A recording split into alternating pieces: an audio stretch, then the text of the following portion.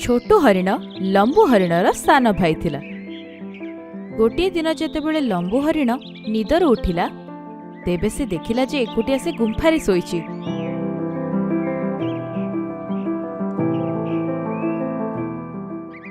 अरे ए छोटू कोठी गला?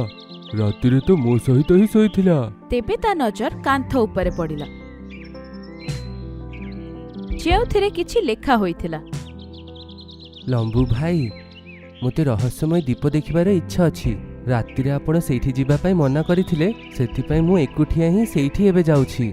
किछि समय सेठी रहि कि मु फेरी आसीबी। अरे बाप रे, छोटू एकुठिया से दीपरे पळेइला।